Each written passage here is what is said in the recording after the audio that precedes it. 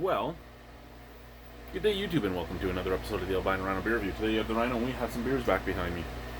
3 beers, in fact, that have not been drank yet of the 4 back there. Let's start with this one, shall we? This is St. Ambroise Milk Stout, which is a milk stout. It is 5.5% alcohol by volume. St. Ambroise is a well-known Quebec brewer. I just burped, excuse me. McCausland. I can't even remember off the top of my head right now. Information: milk stout.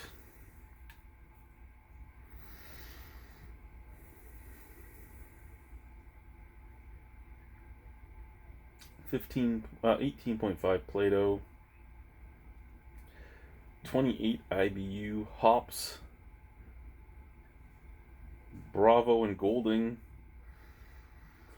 So between 8 and 12 degrees Celsius. It's actually probably in that range because we're in this room, so it's probably pretty damn close to 12 degrees. Product of Canada.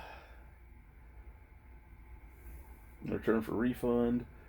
La Brasserie and McCausland Brewing Inc. in St. Ambroise, Montreal, Quebec. Rue St. Ambroise, Montreal, Quebec.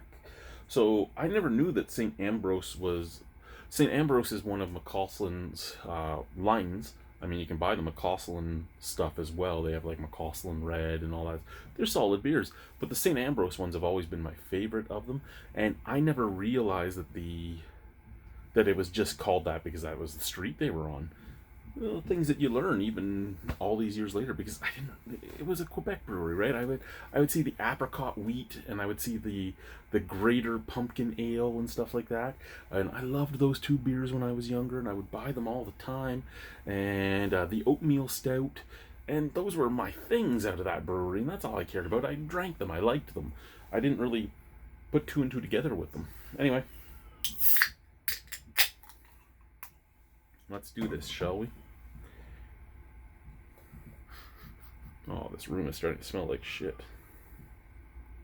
No, I did not fart. It's, if the sewage truck came today, especially if it was the new sewage truck, because the town has a new $500,000 sewage truck, and it was custom made for the Arctic and all that. If that thing sucks out of your house, every pipe is dry, and every pipe just lets the stench from the sewage tank come up. And I'm starting to get that. So the sewage truck was probably here today, but it was probably the regular sewage truck because it's not horribly bad. Anyway, blacker than the black blood of the earth. Why would you tell us that? Because some people ask what it's like up here. Nice mocha head. A little bit of a snap, crackle, pop sent out of the glass. Smells like a mixture of an oatmeal stout and a milk stout. I mean, you get that sweetness, that sweet lactose note. You get some nice deep dark char. Nice little chocolate. Deep dark char and chocolate.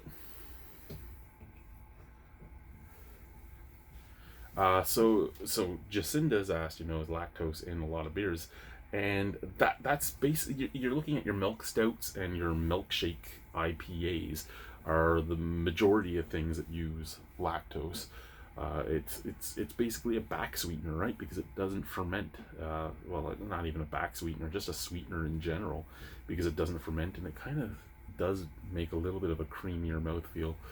Slanche, let's try it. Well, that's not really the lactose that does that, but I mean, almost every milk beer I've had, yeah, and I know that my accent, my Ottawa Valley accent, comes out when I say certain words like milk, because it sounds like I'm saying milk, and I know it sounds like I'm saying milk instead of milk, but fuck you. Everybody in this world has some word that doesn't sound right because of where they're from. Slanche.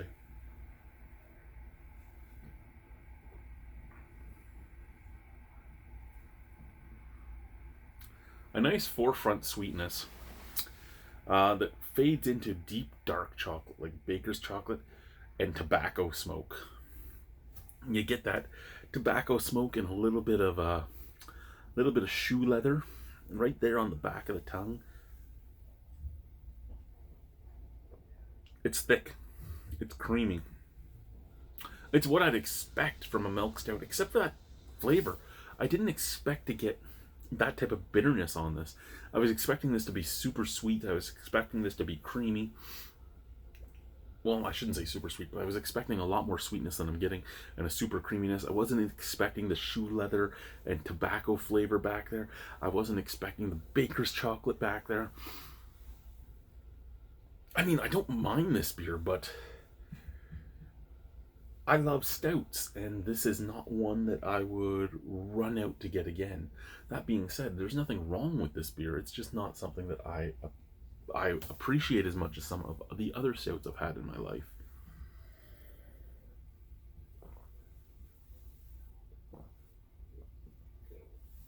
Okay, I can't say there's an off flavor in it because it doesn't have an off flavor. I can't say it's offensive because it's not offensive. I just can't say it's something that excites me and wows me and makes me want to go out and get a lot more. I will say that I would buy this again though at 5.5% alcohol. It's a solid beer. It's well made. It's just not something that I love the flavor of. And 7 and Up is stuff I would buy again. I would buy this again, but I wouldn't buy this again very often. Maybe the odd beer here and there. So with that being said, I'm going to give this a straight up 7 out of 10. Thank you guys. Bye.